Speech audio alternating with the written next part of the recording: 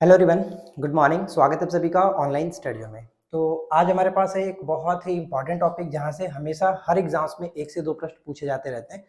तो काफ़ी कमेंट भी आ रहा था इसके रिगार्डिंग कि इस टॉपिक को जल्दी से कंप्लीट कराएं, प्रमुख संविधान संशोधन। तो हम जानते हैं कि संविधान संशोधन से रिलेटेड हर एग्जाम्स में एक प्रश्न आपको देखने को मिलेगा। तो इस वीडियो में अब तक जितने भी संशोधन किए जा चुके हैं वो हम कवर करने वाले हैं। थोड़ा सा वीडियो लंबा होगा लेकिन बहुत ज़्यादा इंफॉर्मेटिव है, तो वीडियो के साथ एंड तक बने रहिए। देखिए, सबसे पहले हम सभी लोग जानते हैं कि संविधान में जो संशोधन होता है वो आपका 368 के तहत किया जाता है। संविधान में संशोधन 368 अनुच्छेद के तहत होता है। दक्षिण अफ्रीका के संविधान से इसको ग्रहण किया गया। और अगर आपसे पूछा है कि संविधान में संशोधन कुल कितने प्रकार से होते हैं, तो ये चीज आपको ध्यान रखना है कि टोटल 3 प्रकार से संविधान में संशोधन होता है।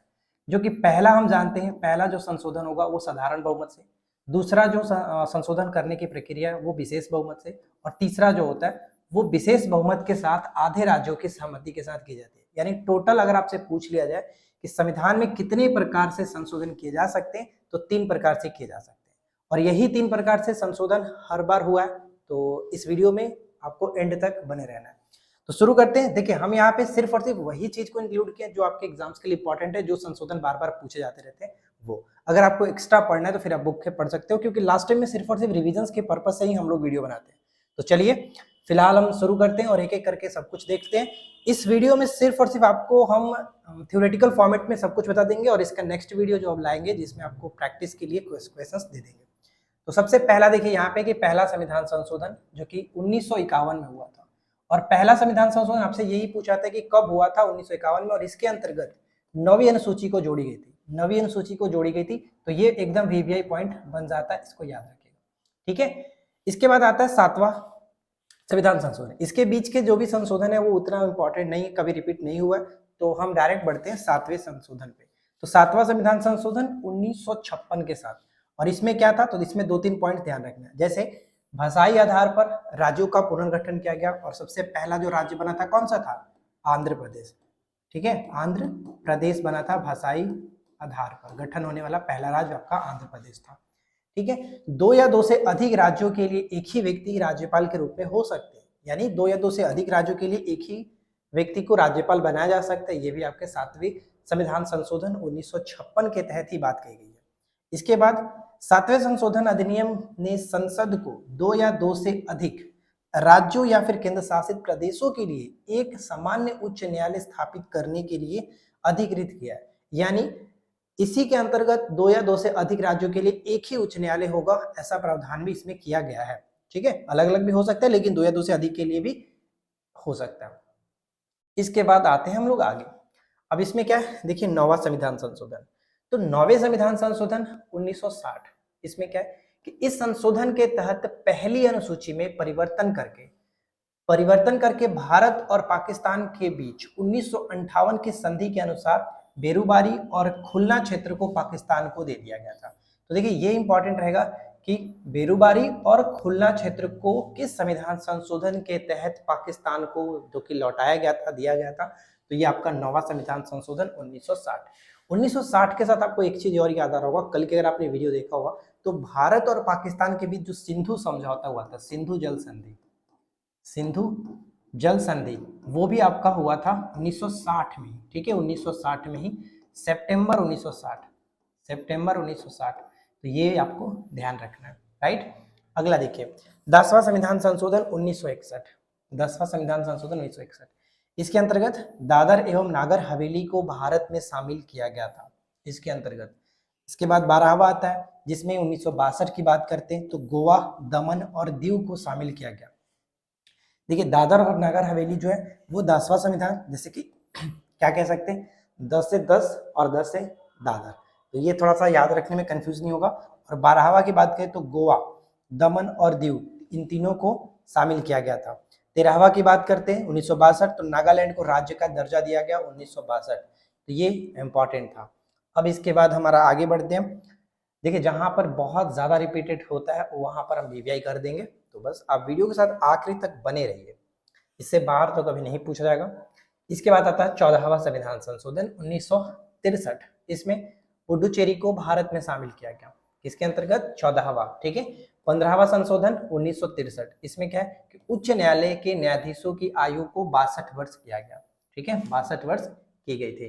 15वां संविधान संशोधन 1963 के तहत जो है वो उच्च न्यायालय के न्यायाधीशों की आयु को बढ़ा करके मतलब कि 62 वर्ष की गई थी, 60 से 62 की गई थी, ये ध्यान रखना है। 18वां क्या है, 18वां 1966 के अंतर्गत पंजाब और हरियाणा अलग राज्य बने। 21वां देखिए, ये सबसे इंपॉर्टेंट है अब तक, यहाँ पे भी याद रखिएगा। 21वां जो है ये इंपॉर्टेंट इसलिए है क्योंकि मूल संविधान में जो होते थे वो 14 ही भाषा थे, 14 भाषा थे, लेकिन सबसे पहले जो कि 15वां भाषा को जोड़ा गया था, सिंधी भाषा को 8वीं अनुसूची में शामिल किया गया 1967 में। तो ये आपका इंपॉर्टेंट हो जाएगा, 15वें भाषा के रूप में इसको जोड़ा गया था। ठीक है फ्रेंड्स, ध्यान रखना है। क्लियर।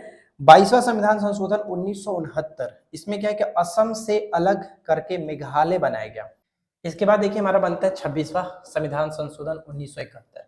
26वां के अंतर्गत रियासतों के शासकों का जो कृषि पर्व होता था, मतलब कि अलग अलग उनकी जो उपाधियां होती थी, उसको समाप्त कर दिया गया 26वें संविधान संशोधन 1971 के द्वारा। राजाओं की जो विशेष उपाधियां हुआ करती थी उसको समाप्त कर दिया, इसी को कहा जाता है कृषि पर्स। ठीक है, कृषि पर्स। अगला है कि 27वां संशोधन, 27वां जो संविधान संशोधन है वो 1971 में हुआ था। इसके अंतर्गत मिजोरम और अरुणाचल को केंद्र शासित प्रदेश बनाया गया। इस तरह के तो सवाल कभी नहीं मतलब पूछे जाते हैं, लेकिन ये इंपॉर्टेंट है, कभी कभी आपको मतलब मिलाने के लिए मिल जाता है। ठीक है कि मिलाने के लिए कि 27वां किससे संबंधित है, 26वां किससे संबंधित है, तो ये इंपॉर्टेंट रहेगा उस वक्त 1971। अगला देखिए 31वां संविधान संशोधन 1973, 31वां। इसके अंतर्गत इसके द्वारा लोकसभा के सदस्यों की संख्या 525 से बढ़ा करके 545 की गई थी। ठीक है, 525 से बढ़ा करके 545 की गई, तथा लोकसभा में केंद्र शासित प्रदेशों का प्रतिनिधित्व 25 से घटा करके 20 किया गया था। तो ये ध्यान रखना है कि 525 से बढ़ा करके 545 किया गया और 25 से घटा करके 20 किया गया था। तो ये इंपॉर्टेंट रहेगा 31वां संविधान संशोधन 1973। ठीक है, क्लियर है। चलिए इसके बाद हमारा अगला स्लाइड देखिए। अगले स्लाइड पे आपको देखने को मिलेगा 35वां संविधान संशोधन। ये भी बहुत ज्यादा महत्वपूर्ण है, इसको याद रखिएगा, क्योंकि 35वां और 36वां दोनों इंपॉर्टेंट है। अब 35वां 36वां इसलिए इंपॉर्टेंट है क्योंकि 35वां पूछा आपसे जाता है कि संविधान संशोधन में सिक्किम को सह राज्य का दर्जा, ये ध्यान रहेगा कि पूछा जाता है कि सिक्किम को सह राज्य का दर्जा किस संविधान संशोधन के द्वारा दिया गया। तो ऑप्शंस में दोनों रहता है 35वां 36वां, तो आपको 35वां टिक करना है क्योंकि सह राज्य का दर्जा है और यहाँ पे सिक्किम को भारत का में शामिल करके यानी पूर्ण राज्य का दर्जा यहाँ पे दिया गया था। तो ये थोड़ा सा याद रखना। ठीक है, तो 36वां संविधान संशोधन 1975 के द्वारा सिक्किम को भारत का एक पूर्ण राज्य का दर्जा दिया गया, जिसमें इसको 22वें राज्य के रूप में शामिल किया गया। अब आता है सबसे इंपॉर्टेंट 42वां संविधान संशोधन, जो कि जिसे हम लोग लघु संविधान के नाम से भी जानते हैं। लघु संविधान इसलिए कहते हैं क्योंकि ये अपने आप में एक छोटा सा संविधान बना था, इसके अंतर्गत बहुत सारे संशोधन किए गए जो कि हम एक एक करके देखने वाले हैं और एग्जाम्स में बहुत ज्यादा रिपीटेड भी होता है। देखिए 42वें संविधान संशोधन के तहत संविधान में 10 मौलिक कर्तव्यों को भाग 4 में अनुच्छेद 51 के क में शामिल किया गया। यानी हम जैसे कि जानते हैं कि मौलिक कर्तव्य जो है सरदार स्वर्ण सिंह समिति के अनुशंसा पर पूर्व सोवियत संघ से ग्रहण करके की गई थी और इसमें 10 मौलिक कर्तव्यों को जोड़ा गया था। और जबकि हम जानते हैं कि अभी वर्तमान में टोटल 11 मौलिक कर्तव्य, जो 11वां था वो 86वें संविधान संशोधन के द्वारा जोड़ा गया, लेकिन 42वें के द्वारा सिर्फ और सिर्फ 10 मौलिक कर्तव्यों को जोड़ा गया था भाग 4 के क के अंतर्गत। भाग 4 में नहीं, भाग 4 के क होगा यहाँ पे, भाग 4 के क के अंतर्गत अनुच्छेद 51 में शामिल किया गया। संविधान को न्यायिक परीक्षण से मुक्त कर दिया गया था, यानी संविधान को न्यायिक परीक्षण से बाहर रखा गया, तो ये इंपॉर्टेंट है। अब इसके बाद देखिए, इसके बाद हमारा आता है लोकसभा और विधानसभा की अवधि को 5 वर्ष से बढ़ा करके 6 वर्ष कर दिया गया था। यानी यहाँ पे आप ध्यान रखेंगे क्या कह रहा है कि लोकसभा और विधानसभा की जो अवधि होती थी, अभी वर्तमान में 5 वर्ष होता है, लेकिन पहले क्या होता है कि पहले भी 5 वर्ष था, 5 वर्ष से बढ़ा करके 6 वर्ष किया गया था। बाद में इसको फिर से वापस 5 वर्ष पे लाया गया। आगे हम देखेंगे सभी विधानसभा एवं लोकसभा के सीटों की संख्या को इस शताब्दी के अंत तक 1999 तक स्थिर कर दिया गया।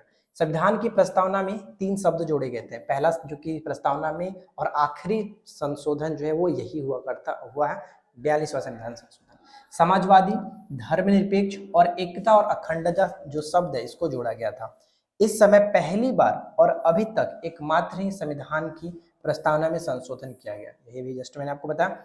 सभी नीति निर्देशक तत्वों को मूल अधिकारों पर सर्वोच्चता सुनिश्चित की गई थी इसी के द्वारा। ये प्रश्न बहुत रिपीट हुआ है तो ध्यान रखेंगे। अगला देखिए, इसमें हमारा अगला जो है वो क्या कह रहा है कि इस संशोधन में यह भी निर्धारित किया गया कि किसी भी केंद्रीय कानून की वैधता के लिए सर्वोच्च न्यायालय और राज्य के कानून के लिए उच्च न्यायालय ही परीक्षण कर सकता है। ठीक है। इसके बाद 42वें संविधान संशोधन में वन संपदा, शिक्षा, जनसंख्या नियंत्रण आदि विषयों को राज्य सूची से समवर्ती सूची में शामिल किया गया। इसमें आपका एक मापतौल भी आता है। ठीक है। इसको पहले जो कि ये राज्य सूची का विषय हुआ करता था, लेकिन इसको अब उसके बाद समवर्ती सूची में डाल दिया गया। ध्यान रखिएगा, समवर्ती सूची में डाला गया। तो आपसे ये पूछा था कि शिक्षा किस सूची के अंतर्गत आता है, तो ये समवर्ती सूची के अंतर्गत आता है। राइट। इस संशोधन में यह भी निर्धारित किया गया कि राष्ट्रपति मंत्रिपरिषद एवं प्रधानमंत्री की सलाह के अनुसार ही कार्य करेंगे। मतलब कि वो अपने मतलब से नहीं करेंगे, उनके सलाह पर ही काम करेंगे। ठीक है। राष्ट्रपति मंत्रिपरिषद एवं प्रधानमंत्री की सलाह पर ही कार्य करेंगे, ये भी इसी में बात कही गई। ऐसा नहीं कि अपने पद का फायदा उठाएंगे, जो मर्जी वो करेंगे, नहीं, बिल्कुल भी नहीं। अब यहाँ पे आता हमारा 44वां संविधान संशोधन, जो कि ये भी इम्पोर्टेंट है। ठीक है। यहाँ पर इसको भी हम वीवीआई कर देते हैं। अब देखिए, संपत्ति के अधिकार को मौलिक अधिकार से हटा दिया गया। जैसे कि हम जानते हैं कि मौलिक अधिकार पहले 7 हुआ करते थे, जो कि यूएसए के संविधान से इसको ग्रहण किया गया, लेकिन 44वें संविधान संशोधन जो कि मोरारजी देसाई की सरकार में, इसको हटा दिया गया। संपत्ति के अधिकार को हटा दिया गया और वर्तमान में सिर्फ और सिर्फ 6 मौलिक अधिकार हमारे पास है। इसे एक कानूनी अधिकार, यानी इसे 44वें संविधान संशोधन में मतलब कि मौलिक अधिकार से हटा करके अनुच्छेद 300 के क के अंतर्गत रखा गया, जो कि एक प्रकार से हम कह सकते हैं कि कानूनी अधिकार की श्रेणी में रखा गया। इसके अंतर्गत राष्ट्रीय आपात लागू करने के लिए आंतरिक अशांति की जगह, यानी कि आंतरिक अशांति की जगह एक नया शब्द जोड़ा गया, सैन्य विद्रोह। सैन्य विद्रोह का आधार रखा जाए और आपात संबंधी अन्य प्रावधानों में भी परिवर्तन लाया गया, जिससे उनका दुरुपयोग न हो। तो आपसे ये पूछा जाता है कि बताइए कि आंतरिक अशांति की जगह पर सैन्य विद्रोह जो शब्द है वो किस संशोधन के द्वारा लाया गया, तो 44वें संविधान संशोधन के द्वारा लाया गया था। लोकसभा एवं विधानसभाओं की अवधि को 6 वर्ष से घटा करके दोबारा यहाँ पर 5 वर्ष किया गया। ऊपर हमने देखा था कि 42वें संविधान संशोधन के द्वारा लोकसभा और विधानसभा जो समय थी वो 5 से 6 वर्ष किया गया था, लेकिन वापिस 44वें संविधान के द्वारा यहाँ पे 6 वर्ष से घटा करके दोबारा इसको 5 वर्ष पर लाया गया। तो ये ध्यान रखेंगे।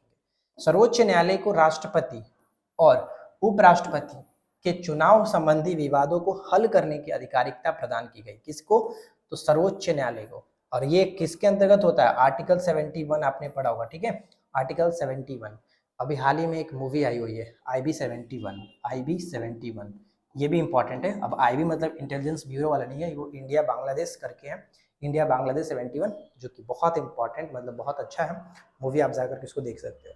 चलिए फिलहाल हम बढ़ते हैं इसके नेक्स्ट स्लाइड पे, और यहाँ पे देखिए इसमें हमें और क्या जानने को मिलता है।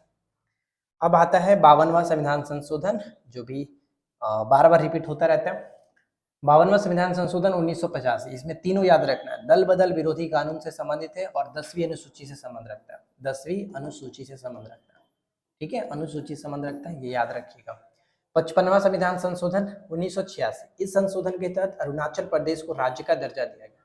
1986 55वां जो है वो अरुणाचल प्रदेश, ध्यान रखिए, अरुणाचल प्रदेश को यहाँ पर राज्य का दर्जा दिया गया। 56वां संविधान संशोधन 1987, इस संशोधन के तहत गोवा को भारत के राज्य के रूप में दर्जा दिया गया तथा दमन और दीव को केंद्र शासित प्रदेश के रूप में रहने दिया गया। ठीक है फ्रेंड्स, ऊपर हमने देखा था ना, तो ये इंपॉर्टेंट आपका रहने वाला है। जैसे कि 12वां हमने संविधान संशोधन देखा था, जिसके अंतर्गत गोवा और दमन दीव को भारत में शामिल किया गया, लेकिन यहाँ पे गोवा को राज्य के रूप में दर्जा 56वां संशोधन 1987 और दमन और दीव को जो कि केंद्र शासित प्रदेश ही रहने दिया गया। तो ये याद रखना है। 61वां, ये बहुत इंपॉर्टेंट है, 61वां संविधान संशोधन 1989, इसके अंतर्गत क्या है, इसके अंतर्गत ये है कि संविधान संशोधन के तहत मतदान की आयु सीमा 21 वर्ष से घटा करके 18 वर्ष कर दी गई थी। 21 वर्ष से घटा करके 18 वर्ष कर दी गई थी, किस संशोधन के द्वारा, 61वें संविधान संशोधन 1989। ये बहुत ज्यादा महत्वपूर्ण है, तो आप इसको अच्छे से याद रखेंगे। आगे बढ़ते हैं, अगले स्लाइड में देखिए क्या है। नेक्स्ट स्लाइड में हमें देखने को मिलेगा 65वां संविधान संशोधन। अब इसमें क्या मिलता है, तो 65वें संविधान संशोधन 1990, 65वें संविधान संशोधन के तहत अनुच्छेद 338 में संशोधन करके अनुसूचित जाति और अनुसूचित जनजाति यानी एससी और एसटी के आयोग का गठन किया गया, व्यवस्था की गई थी। ठीक है, आयोग के गठन की व्यवस्था की गई थी किसके अंतर्गत? 65वें संविधान संशोधन के तहत। कब था ये आपका? 1990 था। राइट। इसके बाद है 69वां संविधान संशोधन 1991। इस संविधान संशोधन के तहत दिल्ली को राष्ट्रीय राजधानी क्षेत्र एनसीआर बनाया गया तथा दिल्ली संघ राज्य क्षेत्र के लिए विधान और मंत्रिपरिषद का भी प्रावधान किया गया था। यानी दिल्ली को राष्ट्रीय राजधानी का दर्जा किस संशोधन के द्वारा? 69वें संशोधन 1991 के द्वारा। ठीक है। इसके बाद 70वां संविधान संशोधन 1992। इस संशोधन के तहत दिल्ली और पुडुचेरी, ध्यान रहेगा, दिल्ली और पुडुचेरी को राज्य क्षेत्र के विधान सदस्यों को भारत के राष्ट्रपति के निर्वाचन मंडल में शामिल किया गया। तो भारत के राष्ट्रपति के निर्वाचक मंडल में हम जानते हैं कौन कौन शामिल होते हैं। तो पहला जो कि दोनों सदनों के सिर्फ और सिर्फ निर्वाचित सदस्य शामिल होते हैं। ठीक है, दोनों सदनों के निर्वाचित सदस्य। उसके बाद विधानसभा के जो भी निर्वाचित सदस्य होंगे वो शामिल होंगे। दिल्ली और पुडुचेरी के विधानसभा के सदस्य इसमें, सदस्य मतलब निर्वाचक सदस्य इसमें शामिल होते हैं। तो ये याद रखना है क्योंकि ये रिपीट होता रहता है। राष्ट्रपति उपराष्ट्रपति के जो निर्वाचक मंडल है वो याद रखना है। ठीक है, क्लियर है। चलिए आगे बढ़ते हैं। इसके बाद हमारा नेक्स्ट स्लाइड है। नेक्स्ट स्लाइड में देखिए क्या, नेक्स्ट स्लाइड में देखने को मिलेगा 71वां संविधान संशोधन। ये भी अपने आप में महत्वपूर्ण है। तो 71वां संविधान संशोधन 1992 के तहत इसमें क्या हुआ था कि 8वीं अनुसूची में, जैसे हम जानते हैं कि ऊपर में आपका मूल संविधान में 14 था, 21वें संविधान संशोधन के द्वारा वहां पे जोड़ा गया था सिंधी भाषा को, जो कि 15वें भाषा के रूप में। तो 15 भाषा पहले से था, अब 15 भाषा हो चुके थे। उसके बाद 8वीं अनुसूची में कोंकणी, मणिपुरी और नेपाली 3 भाषाओं को वापस इसमें शामिल किया गया। यानी अब इसमें टोटल 18 भाषाएं मौजूद थी। तो आपसे ये पूछा था कि कोंकणी, मणिपुरी और नेपाली को 8वीं सूची में कब शामिल किया गया था? 71वें संविधान संशोधन 1992 में। अब उसके बाद आता 73वां संविधान संशोधन जो कि 92-93, ये आपका पंचायती राज से संबंधित है। संविधान संशोधन में पंचायती राज को संवैधानिक दर्जा दिया गया। संवैधानिक दर्जा कब? तो ये आपका 92-93 में 24 अप्रैल। ठीक है, क्योंकि 24 अप्रैल को ही हम मनाते हैं पंचायती राज दिवस, तो ये याद रखना है। इसके बाद देखिए, इसके बाद नेक्स्ट आता है कि इसके तहत, यानी कि 73वें की बात आ रहा है, इसके तहत संविधान में 11वीं अनुसूची जोड़ी गई और इस संशोधन के द्वारा संविधान में भाग 9 को जोड़ा गया। पंचायती राज संबंधी प्रावधान संविधान के अनुच्छेद 243 से लेकर के 243 की क से, जो कि यहाँ पे ओ तक आता है, यानी ए से लेकर के ओ तक आता है। टोटल 16 इसके अंतर्गत आते हैं। ऑलरेडी मैं आपको सब कुछ बता चुका हूँ। अनुच्छेद 243 को याद भी कराया बहुत अच्छे तरीके से। अगर आपने नहीं देखा तो जाने से पहले एक बार रिवीजन जरूर करके जाना। चलिए अब आता है 74वां संविधान संशोधन। तो इसमें देखिए क्या है, 74वें संविधान संशोधन 1993 के अंतर्गत बात करें तो संविधान संशोधन के तहत संविधान में 12वीं अनुसूची, ये आपका नगर पालिका संबंधित है, न्यायपालिका जो कह सकते हैं और नगर पालिका कहेंगे, सही न्यायपालिका भी कह सकते हैं, शामिल किया गया, जिसके अंतर्गत नगर पालिका, नगर निगम और नगर परिषद संबंधी प्रावधान किए गए। इसके तहत संविधान में भाग 9 के जो कि क जोड़ा गया। भाग 9 में तो आपका वो है, भाग 9 आपका क्या था? 9वीं अनुसूची में जो कि संशोधन किया गया था ना, तो भाग 9 के अंतर्गत आप 9वीं अनुसूची में जब संशोधन हुआ, 9वीं अनुसूची जोड़ा गया था पहला संविधान संशोधन के द्वारा 1951 में। लेकिन भाग 9 का संबंध हो जाता है 73वें संविधान संशोधन पंचायती राज से, और भाग 9 के क जो आता है वो नगर पालिका से आता है। ठीक है, 73वां संविधान संशोधन 25 अप्रैल 1993 और 74वां संविधान संशोधन 1 जून 1993 को लागू हुआ। यहाँ पे देखिए 25 की जगह पे 24 होगा, 24 अप्रैल 1993। राइट। अगला है क्या कि 84वां संविधान संशोधन 2001, 84वां। इसके अंतर्गत क्या है कि लोकसभा और विधानसभा की सीटों की संख्या में वर्ष 2026 तक कोई परिवर्तन नहीं करने का प्रावधान किया गया था। जैसे हमने देखा था ऊपर में कि 525 से बढ़ा करके 545 किया गया था। इसके बाद यहाँ पे ये बोला गया अब इसका जो 2026 तक इसके सीटों में कोई परिवर्तन नहीं होगा। राइट, तो यहाँ तक तो कोई दिक्कत नहीं है। चलिए अब इसके बाद आगे बढ़ते हैं और अगला देखिए, अब इसके बाद देखिए हमारा आता है 85वां संविधान संशोधन 2001। तो 85वें संविधान संशोधन के तहत 2001 के अंतर्गत क्या हुआ कि इस संविधान संशोधन में सरकारी सेवाओं में अनुसूचित जाति यानी एससी और अनुसूचित जनजाति यानी एसटी के अभ्यर्थियों के लिए पदोन्नति में आरक्षण की व्यवस्था की गई। तो ये उनके लिए एक थोड़ा सा गोल्डन चांस मिला, मतलब 50वें संविधान संशोधन 2001 के तहत ये ध्यान रखेंगे। मतलब कि प्रमोशन की बात करते हैं, पदोन्नति मतलब प्रमोशन में आरक्षण उनको मिलेगा, एससी और एसटी जो लोग होंगे उनको, ठीक है। 86वां संविधान संशोधन 2002 ये इंपॉर्टेंट है क्योंकि इसके अंतर्गत देश में 6 से लेकर के 14 वर्ष तक के बच्चों के लिए अनिवार्य और निःशुल्क शिक्षा को मौलिक अधिकार में अनुच्छेद 21 के क के अंतर्गत संविधान में जोड़ा गया। साथ ही इस अधिनियम के द्वारा संविधान के अनुच्छेद 45 तथा अनुच्छेद 51 के क को यानी मौलिक कर्तव्य में संशोधन किए गए। तो यहाँ पर मैंने आपको बताया कि 51 के क में एक मौलिक कर्तव्य 11वां जोड़ा गया था और 45 यहाँ पे आपको एक याद रखना, 0 से लेकर के 6 वर्ष तक के बच्चों के बारे में यहाँ पे बात करता है। और अनुच्छेद 21 का फर्स्ट जो है वो 6 से लेकर के 14 वर्ष तक के आयु को अनिवार्य और निःशुल्क शिक्षा के बारे में बात करता है। तो 86वां इंपॉर्टेंट रहेगा, ये याद रखिए। आगे बढ़ते हैं, अगला स्लाइड में देखिए क्या है। नेक्स्ट स्लाइड में हमें देखने को मिलेगा 86वां संविधान संशोधन 2003 के अंतर्गत आपको और भी जो चीजें वो, जैसे कि इसके अंतर्गत सेवाओं पर टैक्स, ठीक है, सेवाओं पर टैक्स, ये आपका 88वां 2003 टैक्स लगाने का प्रावधान किया गया। सेवाओं पर टैक्स लगाने का प्रावधान 88 के तहत, ये आपका सेट में कभी कभी मिलता रहता है तो याद रखिए। 89वां संशोधन 2003 जो है इसके अंतर्गत क्या है कि अनुसूचित जनजाति के लिए अलग से राष्ट्रीय आयोग की स्थापना की गई। यानी हमने जो 65वां देखा था, 65वां संविधान संशोधन, उसमें एससी और एसटी के लिए आयोग की व्यवस्था करने की बात कही गई थी और यहाँ पे जाकर के अनुसूचित जनजाति के लिए एक अलग से आपका राष्ट्रीय आयोग की व्यवस्था की गई, ठीक है। अगला है क्या, 91वां संविधान संशोधन 2003। 91वें संविधान संशोधन के तहत केंद्र और राज्यों में मंत्री परिषद में सदस्य संख्या क्रमशः लोकसभा और विधानसभाओं की कुल सदस्य संख्या का 15% से अधिक नहीं होगा। ये परसेंटेज याद रखिए क्योंकि ये परसेंटेज ही आपको पेपर में देखने को मिलेगा, कितने परसेंट से अधिक नहीं होगा यह प्रावधान किया गया। जहां सदन की संख्या जो कि 40 है और वहीं अधिकतम 12 है, ठीक है फ्रेंड्स। यहाँ सदन की सदस्य संख्या 40 और इसके अंतर्गत अधिकतम जो है वो 12 होगी। तो आई होप कि यहाँ तक तो आपको कोई समस्या नहीं होगी। और ये आपका 91वां याद रखिएगा, क्यों 91वां जो है सदस्य की सीमित रखने की बात है, 15% से ज्यादा नहीं होंगे, यही बात कही जाती है। आगे देखिए, इसमें हमारा नेक्स्ट जो आता है, नेक्स्ट है 92वें संविधान संशोधन 2003।